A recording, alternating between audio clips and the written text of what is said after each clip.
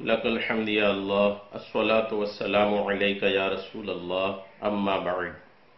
درس قرآن کے اس بیان میں ہم آپ کا استقبال کرتے ہیں اور امید کرتے ہیں کہ آپ بیان کے آخری تک ہمارے ساتھ شریک رہیں گے اور جتنے کلپ آپ نے اس سلسلے کا نہیں سنا ہے اس کو بھی سننے کی کوشش کریں گے اور مسلسل ہمارے ساتھ ہمارے آنے والے بیانات کو بھی آپ سنتے رہیں گے۔ اس امید کے ساتھ میں آپ کی بارگاہ میں حاضر ہوں اور درس قرآن کا بیان لے کر کے آیا ہوں۔ اللہ تبارک و تعالیٰ کو وہ پیغام بندوں کے نام قرآن پاک میں جو ہے ان کی وضاحت کے لیے اور وہ ہر آدمی تک پہنچے اور ہر انسان تک اس کو پہنچانے کی کوشش کی نیت سے میں حاضر آیا ہوں۔ آج ہمارے درس میں جو پہلی آیت ہے سورہ بقرہ کی، وہ آیت نمبر 21 سے ہم انشاءاللہ شروع کرنے کی سعادت حاصل کر رہے ہیں۔ آیت نمبر 21 سورہ بقرہ کی اللہ تبارک و تعالیٰ کا فرمان: اعوذ باللہ من الشیطان الرجیم، بسم اللہ الرحمن الرحیم، یا ایہا الناس اعبدوا ربکم الذی خلقکم والذین من قبلکم لعلکم تتقون۔ ترجمہ کنز ایمان: اے لوگو اپنے رب کو پوجو جس نے تمہیں اور تم سے اگلوں کو پیدا کیا، یہ امید کرتے ہوئے کہ تمہیں پرہیزگاری ملے۔ یا ایھا الناس، اللہ تبارک و تعالیٰ نے جب عبادت کی دعوت دیا تو یا ایھا الناس فرمایا، اے لوگو۔ سورہ بقرہ کے شروع میں بتایا گیا تھا کہ یہ کتاب متقین کی ہدایت کے لیے نازل ہوئی، پھر متقین کے اوصاف ذکر فرمائے، اس کے بعد اس سے منحرف ہونے والے فرقوں کا اور ان کے احوال کا ذکر فرمایا کہ سعادت مند انسان ہدایت و تقوی کی طرف راغب ہو اور نافرمانی و بغاوت سے بچے۔ اب تقوی حاصل کرنے کا طریقہ بتایا جا رہا ہے اور وہ طریقہ عبادت اور اطاعت الہی ہے۔ اگر کوئی متقی بننا چاہے، پرہیزگار بننا چاہے تو اس کے لیے اللہ تبارک و تعالیٰ نے قرآن پاک میں بیان فرما دیا کہ جو بھی متقی اور پرہیزگار بننا چاہے اس کے لیے راستہ یہ ہے کہ وہ عبادت اور اطاعت الہی بجا لائے، عبادت بھی کرے اور اللہ کی فرما برداری بھی بجا لائے، اللہ کی فرما برداری بھی کرے، تو ایسا بندہ الحمدللہ متقی بنتا ہوا نظر آئے گا۔ یا ایھا الناس کے ذریعے تمام انسانوں سے خطاب ہے اور اس بات کا اشارہ ہے کہ انسانی شرافت اسی میں ہے کہ آدمی تقوی حاصل کرے اور اللہ تعالیٰ کا بندہ بنے۔ اب یہ کہ عبادت کیا ہے اس کو بھی واضح کرنے کی سعادت حاصل کر رہا ہوں کہ عبادت اس انتہائی تعظیم کا نام ہے جو بندہ اپنی عبدیت یعنی بندہ ہونے اور معبود کی الوہیت یعنی معبود ہونے کے اعتقاد اور اعتراف کے ساتھ بجا لائے۔ یہاں عبادت توحید اور اس کے علاوہ اپنی تمام قسموں کو شامل ہے۔ کفار کو عبادت کا حکم اس معنی میں ہے کہ وہ سب سے بنیادی عبادت یعنی ایمان لائیں اور اس کے بعد دیگر اعمال بجا لائیں۔ لعلکم تتقون، تاکہ تمہیں پرہیزگاری ملے۔ اس سے معلوم ہوا کہ عبادت کا فائدہ عابد ہی کو ملتا ہے، جبکہ اللہ تعالیٰ اس سے پاک ہے کہ اس کو عبادت یا اور کسی چیز سے نفع حاصل ہو۔ عبادت کرنے والا عبادت کے ذریعے سے خود کو ہی فائدہ پہنچاتا ہے۔ کوئی عبادت کرنے والا عبادت کر کے یہ سوچے کہ میں خدا کو نفع پہنچا رہا ہوں، خدا کو فائدہ پہنچا رہا ہوں، ہرگز نہیں۔ عبادت کرنے والا عبادات کر کے اپنی آخرت کی بھلائی جمع کرتا ہے، دنیا کی بھلائی جمع کرتا ہے، خود کی ذات کو اپنے آپ کو ہی نفع پہنچاتا ہے۔ عبادت کا یہی ثمرہ ہے۔ اس کے بعد قرآن پاک کی سورہ بقرہ کی آیت نمبر 22 ہے، اللہ تبارک و تعالیٰ کا فرمان: الذی جعل لکم الارض فراشا والسماء بناء وانزل من السماء ماء فأخرج به من الثمرات رزقا لكم فلا تجعلوا للہ اندادا وانتم تعلمون۔ ترجمہ کنز ایمان: اور جس نے تمہارے لیے زمین کو بچھونا اور آسمان کو عمارت بنایا اور آسمان سے پانی اتارا تو اس سے کچھ پھل نکالے تمہارے کھانے کو، تو اللہ کے لیے جان بوجھ کر برابر والے نہ ٹھہراؤ۔ الذی جعل لکم الارض فراشا والسماء بناء، اس آیت کا یہ حصہ ہے جس میں اللہ نے فرمایا جس نے تمہارے لیے زمین کو بچھونا اور آسمان کو چھت بنایا، یعنی اللہ ہی نے بندوں کے لیے زمین کو بچھونا بنایا اور آسمان کو چھت بنایا۔ اس آیت اور اس سے اوپر والی آیت میں اللہ تعالیٰ نے اپنی ان نعمتوں کا بیان فرمایا ہے۔ کون کون سی نعمت؟ نمبر 1، مخلوق کو عدم سے وجود میں لانا۔ مخلوق نہیں تھی، اس کو اللہ تبارک و تعالیٰ نے پیدا فرمایا، نہیں سے ہاں میں لایا، نہیں تھا ہو گیا، یہ اللہ تبارک و تعالیٰ کی نعمت۔ آسمان و زمین کو پیدا کرنا، آسمان و زمین سے مخلوق کے رزق کا مہیا کرنا، آسمان سے بارش اتارنا اور زمین سے نباتات اگانا۔ الحمدللہ، جب آدمی کی زندگی کا ایک ایک لمحہ اور ایک ایک پل اللہ تعالیٰ کی نعمتوں میں ڈوبا ہوا ہے تو اس مالک حقیقی کو چھوڑ کر کسی اور کا عبادت گزار بننا کس قدر ناشکری ہے۔ یوں ہی ایسے کریم خدا کی یاد سے غفلت بھی کتنی بڑی ناشکری ہے۔ تو جس رب نے ہمارے لیے زمین کو بچھونا بنایا، آسمان کو جس رب نے ہمارے لیے الحمدللہ شامیانہ بنایا، اور پھر آسمان سے پانی اتار کر کے زمین سے ہمارے لیے رزق اگاتا ہے، وہ رب کریم کے احسانات کے تلے بندہ ہر وقت ڈوبا ہوا رہتا ہے۔ تو ایسے احسانات کے تلے ڈوبے ہوئے رہنے والوں کو چاہیے کہ اپنے رب کا شکر ادا کرے، عبادات کر کے، زبان سے، اپنے عمل سے، اپنے بدن سے، یعنی خیالات سے، سوچ سے، نظروں سے، اپنے بدن کے ایک ایک حصے سے اللہ تبارک و تعالیٰ کا شکر ادا کرنے کی کوشش کرنی چاہیے۔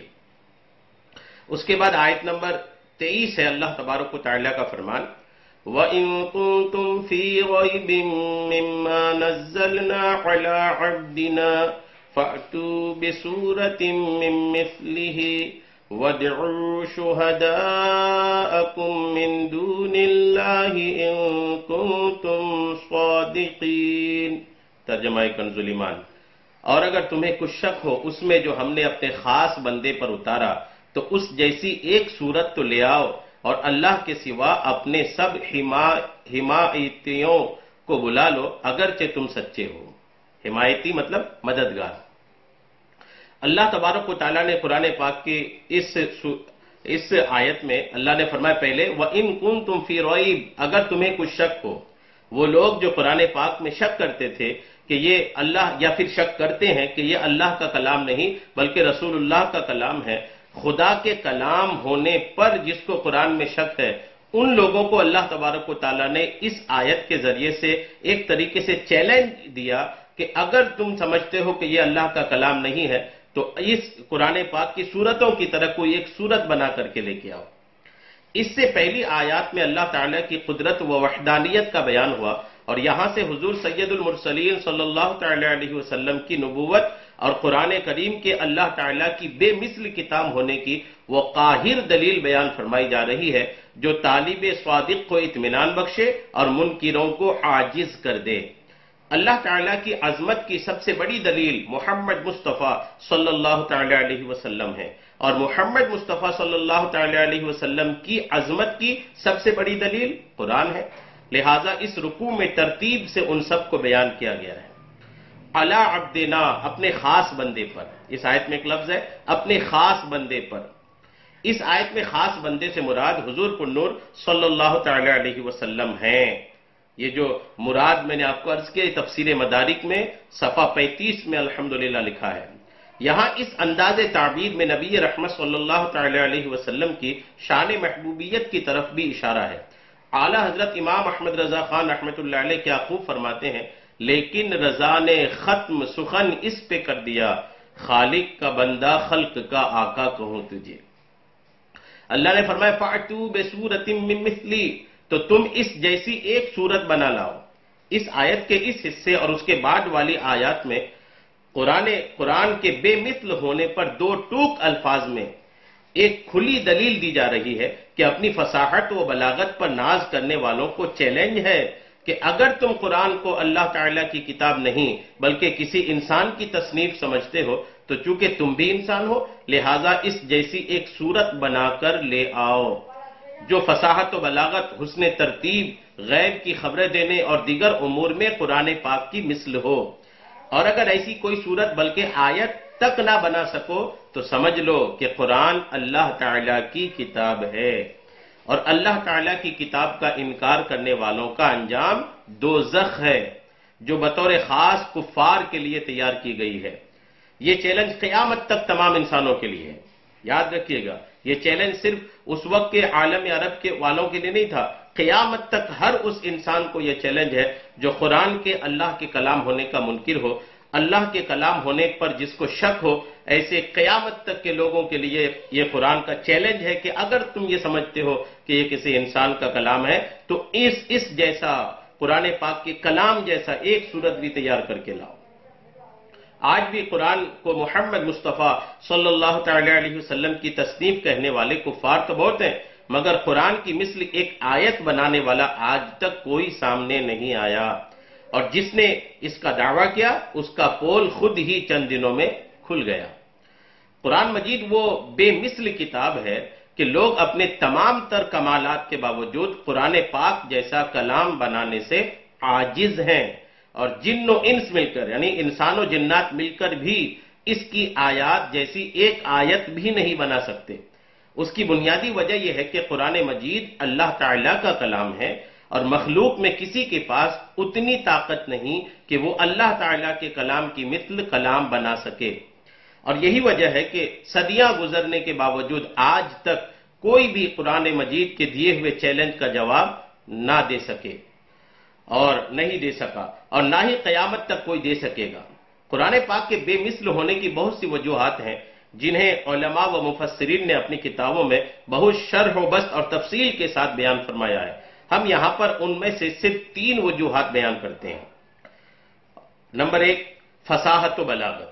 عرب کے لوگ فصاحت و بلاغت کے میدان کے شہسوار تھے، اور ان کی صفوں میں بہت سے ایسے لوگ موجود تھے جو کہ بلاغت کے فن میں اعلیٰ ترین منصب رکھنے والے، عمدہ الفاظ بولنے والے، چھوٹے اور بڑے جملوں کو بڑی فصاحت سے تیار کرنے والے تھے، اور تھوڑے کلام میں بہترین تصرف کر لیتے تھے، اپنی مراد کو بڑے عمدہ انداز میں بیان کرتے، کلام میں فصاحت و بلاغت کے تمام فنون کی رعایت کرتے، اور ایسے ماہر تھے کہ فصاحت و بلاغت کے جس دروازے سے چاہتے داخل ہو جاتے تھے۔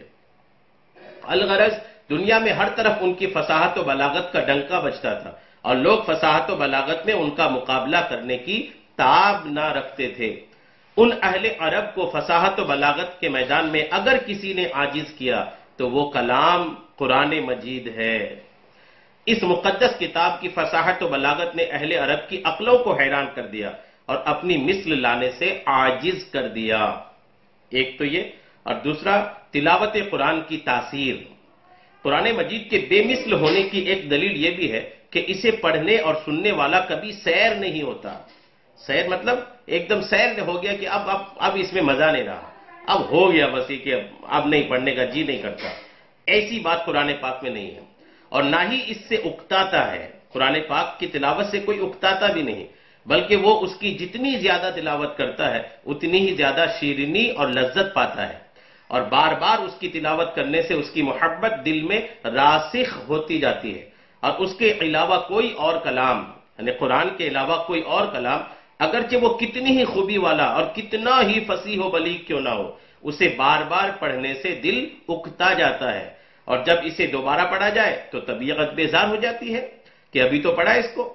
لیکن قرآن مجید کی اس شان کے بارے میں یعنی قرآن مجید الحمدللہ یہ ایک ایسی کتاب ہے کہ اس کو جتنی بار پڑھو لذت میں اور اضافہ ہوتا جاتا ہے، جتنی بار اس کو دہراؤ لذت میں، اس کی شیرینی میں، اور الحمدللہ اس سے محظوظ ہونے میں اور اضافہ ہی ہوتا چلا جاتا ہے۔ قرآن مجید کی شان کے بارے میں حضرت حارث رضی اللہ تعالی عنہ سے مروی ہے، حضرت علی مرتضی کرم اللہ تعالی وجہہ الکریم فرماتے ہیں، حضور اقدس صلی اللہ تعالی علیہ وسلم نے ارشاد فرمایا، قرآن وہ ہے جس کی برکت سے خواہشات بگڑتی نہیں، اور جس کے ساتھ دوسری زبانیں مل کر اسے مشتبہ و مشکوک نہیں بنا سکتی، جس سے علماء سیر نہیں ہوتے، جو زیادہ دہرانے سے پرانا نہیں ہوتا، اور جس کے عجائبات ختم نہیں ہوتے۔ یہ قرآن ہے۔ علی نے قرآن کی یہ عظمتیں ارشاد فرمایا۔ یہ حدیث پاک ترمذی شریف کتاب و فضائل القرآن میں حدیث نمبر 2915 میں الحمدللہ موجود ہے۔ نیز قرآن مجید کی آیات میں رعب، قوت اور جلال ہے کہ جب کوئی ان کی تلاوت کرتا ہے یا انہیں کسی سے سنتا ہے تو اس کے دل پر ہیبت طاری ہو جاتی ہے، حتیٰ کہ جسے قرآن پاک کی آیات کے معانی سمجھ میں نہ آ رہے ہوں اور وہ آیات کی تفسیر بھی نہ جانتا ہو، اس پر بھی رقت طاری ہو جاتی ہے، جبکہ قرآن مجید کے علاوہ اور کسی کتاب میں یہ وصف، یہ خوبی نہیں پایا جاتا، اگرچہ وہ کیسے ہی انداز میں کیوں نہ لکھی گئی ہو۔ تیسری چیز، قرآن پاک میں غیب کی خبریں بھی ہیں، الحمدللہ۔ قرآن پاک میں مستقبل کے متعلق جو غیب کی خبریں دی گئیں وہ تمام کی تمام پوری ہوئیں۔ مثلا زمانہ نبوی میں رومیوں کے ایرانیوں پر غالب آنے کی خبر دی گئی اور وہ الحمدللہ 100% پوری ہوئی۔ تو اس طریقے سے جو بھی خبریں قرآن پاک نے دی تھی الحمدللہ وہ پوری ہوئی۔ اس کے بعد آج کے درس کی آیت نمبر 24 سورہ بقرہ کی، اللہ تبارک و تعالیٰ کا فرمان، فَإِن لَّمْ تَفْعَلُوا وَلَن تَفْعَلُوا فَاتَّقُوا النَّارَ الَّتِي وَقُودُهَا النَّاسُ وَالْحِجَارَةُ أُعِدَّتْ لِلْكَافِرِينَ۔ پھر اگر نہ لا سکو، اور ہم فرمائے دیتے ہیں کہ ہرگز نہ لا سکو گے، تو ڈرو اس آگ سے جس کا ایندھن آدمی اور پتھر ہے، تیار رکھی ہے کفار کے لیے۔ یعنی اللہ نے فرمایا کہ نہیں لا سکو گے قرآن کے مثل، اور ہرگز نہ لا سکو گے، اور جب لا ہی نہیں سکو گے قرآن کے جیسا تو پھر خدا سے ڈرو اور اس آگ سے بھی ڈرو جس کا ایندھن آدمی اور پتھر ہے۔ وقودها الناس والحجارہ، اس کا ایندھن آدمی اور پتھر ہے۔ اس آیت میں آدمی سے کفار اور پتھر سے وہ بت مراد ہے جن کی کفار پرستش کرتے ہیں اور ان کی محبت میں قرآن پاک اور رسول کریم صلی اللہ تعالی علیہ وسلم کا انکار کرتے ہیں۔ پتھروں کا جہنم میں جانا ان پتھروں کی سزا نہیں بلکہ ان پرستش کرنے والوں کی سزا کے لیے ہوگا جن پرستش کرنے والوں کو ان پتھروں کے ساتھ سزا دی جائے گی۔ اعدت للکافرین، وہ کفار کے لیے تیار کی گئی ہے جہنم کی آگ۔ اس سے معلوم ہوا کہ دوزخ پیدا ہو چکی ہے، کیونکہ یہاں ماضی کے الفاظ ہیں۔ نیز کفار کے لیے فرمانے میں یہ بھی اشارہ ہے کہ مومنین اللہ تعالیٰ کے فضل و کرم سے جہنم میں ہمیشہ داخلے سے محفوظ رہیں گے، کیونکہ جہنم بطور خاص کفار کے لیے پیدا کی گئی ہے۔ اس کے بعد قرآن پاک کی آیت نمبر 25 سورہ بقرہ کی، اللہ تبارک و تعالیٰ کا فرمان، وَبَشِّرِ الَّذِينَ آمَنُوا وَعَمِلُوا الصَّالِحَاتِ أَنَّ لَهُمْ جَنَّاتٍ تَجْرِي مِن تَحْتِهَا الْأَنْهَارُ كُلَّمَا رُزِقُوا مِنْهَا مِنْ ثَمَرَةٍ رِزْقًا قَالُوا هَذَا الَّذِي رُزِقْنَا مِن قَبْلُ وَأُوتُوا بِهِ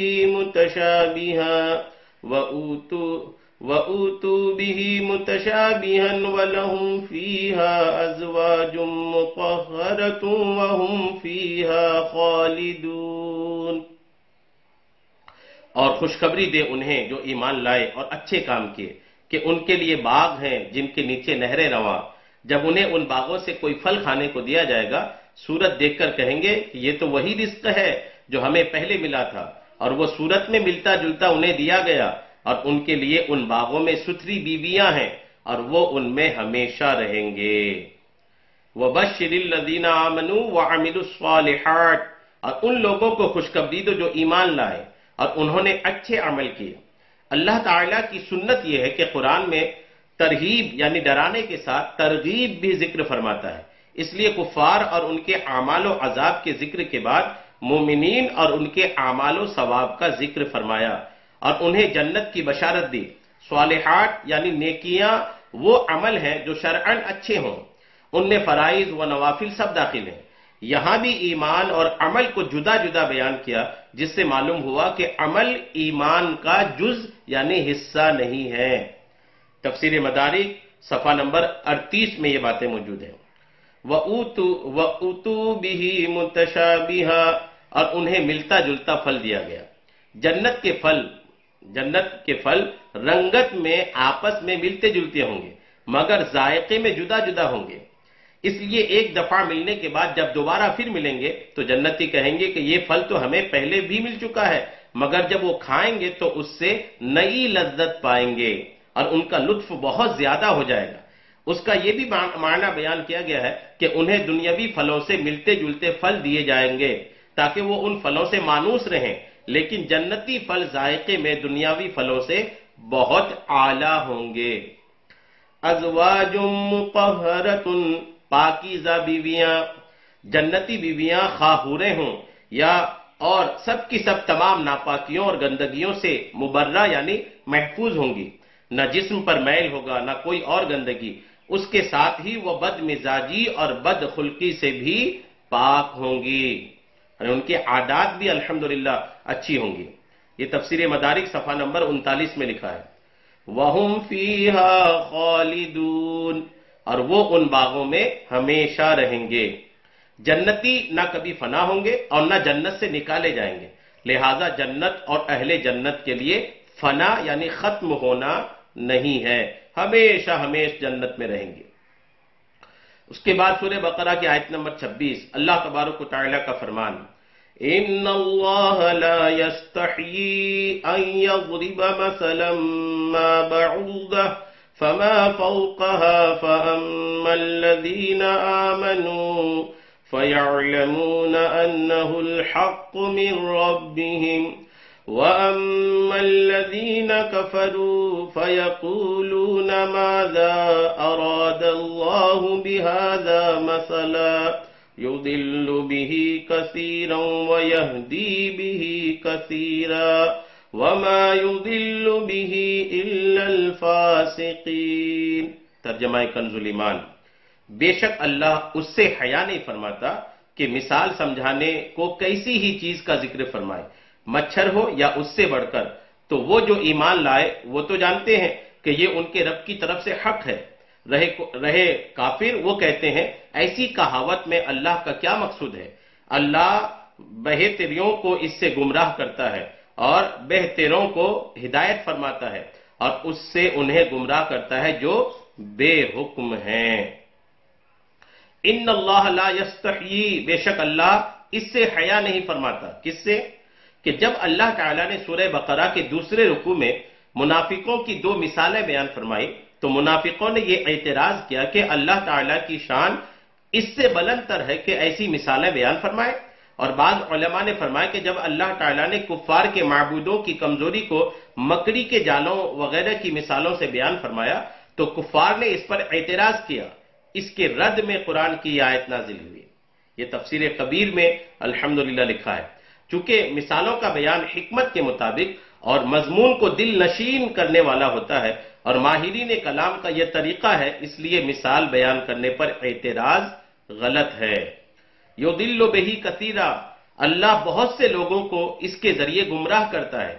ان الفاظ سے کفار کو جواب دیا گیا کہ مثالیں بیان کرنے سے اللہ تعالیٰ کا کیا مقصود ہے، نیز مومنوں اور کفار کے مقولے اس کی دلیل ہے کہ قرآنی مثالوں کے ذریعے بہت سے لوگ گمراہ ہوتے ہیں جن کی عقلوں پر جہالت کا غلبہ ہوتا ہے اور جن کی عادت صرف ضد، مقابلہ بازی، انکار اور مخالفت ہوتی ہے، اور کلام کے بالکل معقول، مناسب اور موقع محل کے مطابق ہونے کے باوجود وہ اس کا انکار کرتے ہیں، اور انہی مثالوں کے ذریعے اللہ تعالیٰ بہت سے لوگوں کو ہدایت دیتا ہے جو غور و تحقیق کے عادی ہوتے ہیں اور انصاف کے خلاف بات نہیں کرتے، جو جانتے ہیں کہ حکمت یہی ہے کہ عظیم المرتبہ چیز کی مثال کسی قدر و قیمت والی چیز سے اور حقیر چیز کی مثال کسی ادنا شے سے دی جاتی ہے، جیسا کہ اوپر آیت نمبر 17 میں حق کی مثال نور سے اور باطل کی مثال تاریکی سے دی گئی ہے۔ نزول قرآن کا اصل مقصد تو ہدایت ہے، لیکن چونکہ بہت سے لوگ اپنی کم فہمی کی وجہ سے قرآن کو سن کر گمراہ بھی ہوتے ہیں، لہٰذا اس اعتبار سے فرمایا کہ قرآن کے ذریعے بہت سے لوگ گمراہ ہوتے ہیں۔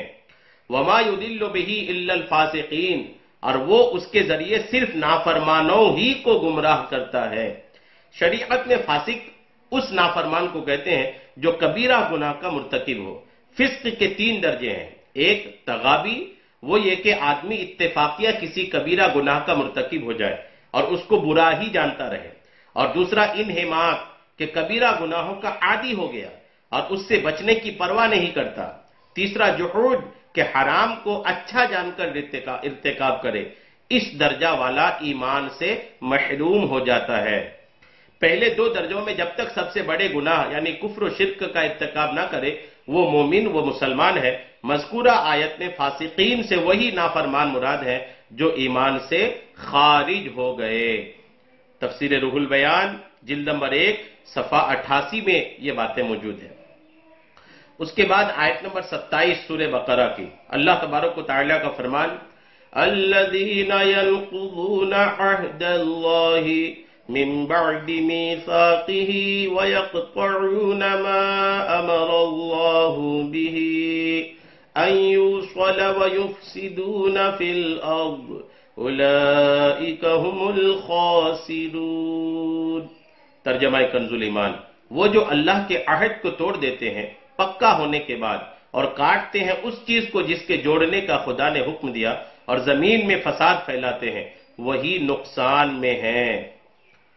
اس آیت میں اللہ نے پہلا حصہ اس آیت کا جو ہے کہ الذین ینقضون عہد اللہ، وہ جو اللہ کا عہد توڑتے ہیں، اس سے وہ عہد مراد ہے جو اللہ تعالیٰ نے گزشتہ آسمانی کتابوں میں حضور سید عالم صلی اللہ تعالیٰ علیہ وسلم پر ایمان لانے کے متعلق فرمایا تھا۔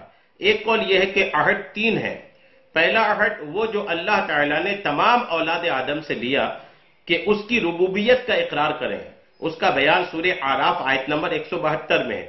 دوسرا عہد انبیاء کرام علیہم السلام کے ساتھ مخصوص ہے کہ رسالت کی تبلیغ فرمائیں اور دین قائم کریں، اس کا بیان سورہ احزاب آیت نمبر 7 میں ہے۔ تیسرا عہد علماء کے ساتھ خاص ہے کہ حق کو نہ چھپائیں، اس کا بیان سورہ آل عمران آیت نمبر 187 میں ہے۔ ما امر اللہ بہ، جس چیز کا اللہ نے حکم دیا، جن چیزوں کے ملانے کا حکم دیا گیا وہ یہ ہے کہ رشتہ داروں سے تعلقات جوڑنا، مسلمانوں کے ساتھ دوستی و محبت کرنا، تمام انبیاء علیہم السلام کو ماننا، تمام کتابوں کی تصدیق کرنا اور حق پر جمع ہونا۔ ان کو قطع کرنے کا معنی ہے رشتہ داروں سے تعلق توڑنا، انبیاء علیہم السلام کو نہ ماننا اور اللہ تعالیٰ کی کتابوں کی تصدیق نہ کرنا۔ اس کے بعد آج کے درس کی آخری آیت میں آپ کو عرض کروں، یہ سورہ بقرہ کی آیت نمبر 28، اللہ کا فرمان، کیف تکفرون باللہ وکنتم امواتا فاحیاکم ثم یمیتکم ثم یحییکم ثم الیہ ترجعون۔ بھلا تم کیوں کر خدا کے منکر ہوگے، حالانکہ تم مردہ تھے، اس نے تمہیں جلایا، پھر تمہیں مارے گا، پھر تمہیں جلائے گا، پھر اسی کی طرف پلٹ کر جاؤ گے۔ کیف تکفرون باللہ، تم کیسے اللہ کے منکر ہو گئے یا کیسے اللہ کے منکر ہو سکتے ہو؟ توحید و نبوت کے دلائل اور کفر و ایمان کی جزا و سزا ذکر کرنے کے بعد اللہ تعالیٰ نے اپنی خاص و عام نعمتوں کا اور قدرت کی عجیب نشانیوں کا ذکر فرمایا اور کفر کی خرابی اور برائی کو کفار کے دلوں میں بٹھانے کے لیے انہیں خطاب کیا کہ تم کس طرح خدا کے منکر ہوتے ہو، حالانکہ تمہارا اپنا حال اللہ تعالیٰ پر ایمان لانے کا تقاضا کرتا ہے، کیونکہ تم بدن میں روح ڈالے جانے سے پہلے تمام مراحل میں مردہ تھے، یعنی کچھ نہ تھے یا بے جان جسم تھے، پھر اس نے تمہیں روح ڈال کر تمہیں زندگی دی، پھر زندگی کی مدت پوری ہونے پر تمہیں موت دے گا، پھر تمہیں زندہ کرے گا۔ اس سے یا تو قبر کی زندگی مراد ہے جو سوال کے لیے ہوگی یا قیامت کی، پھر تم حساب و کتاب اور جزا کے لیے اس کی طرف لوٹائے جاؤ گے۔ تو اپنے اس حال کو جان کر تمہارا کفر کرنا نہایت عجیب ہے۔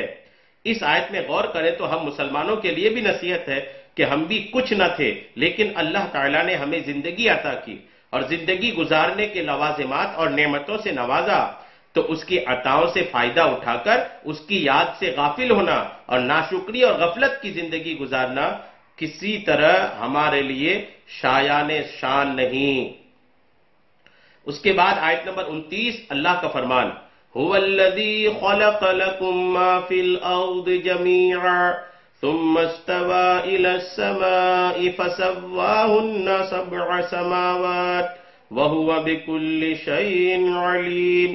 ترجمہ کنز الایمان، وہی ہے جس نے تمہارے لیے بنایا جو کچھ زمین میں ہے، پھر آسمان کی طرف استوا یعنی قصد فرمایا، تو ٹھیک 7 آسمان بنائے اور وہ سب کچھ جانتا ہے۔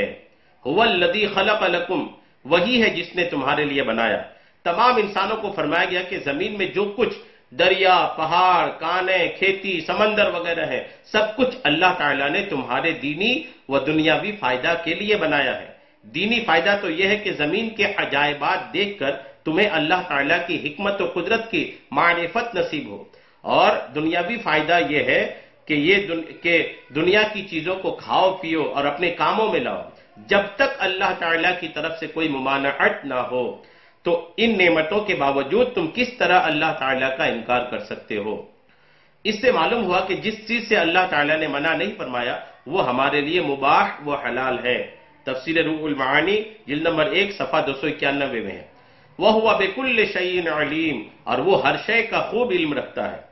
کائنات کی تخلیق اور اسے وجود میں لانا اللہ تعالیٰ کے کامل علم کی دلیل ہے، کیونکہ ایسی حکمت سے بھری مخلوق کا پیدا کرنا ایک ایک شے کا علم رکھے بغیر ممکن اور متصور نہیں۔ کفار مرنے کے بعد زندہ ہونے کو ناممکن سمجھتے تھے۔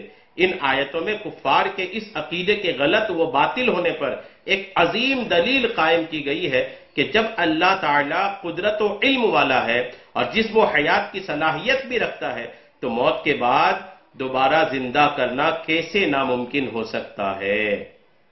بلا شبہ اللہ تبارک و تعالیٰ دوبارہ زندہ کرنے پر قدرت رکھتا ہے۔ تو یہ آج سورہ بقرہ کی آیت نمبر 29 تک کی تفسیر تھی جو آپ نے سماعت کیا۔ اللہ تبارک و تعالیٰ ہم سب کو قرآن پاک سمجھنے کی اور اس پر عمل کرنے کی توفیق عطا فرمائے۔ آمین بجاہ النبی الامین صلی اللہ تعالی علیہ وسلم۔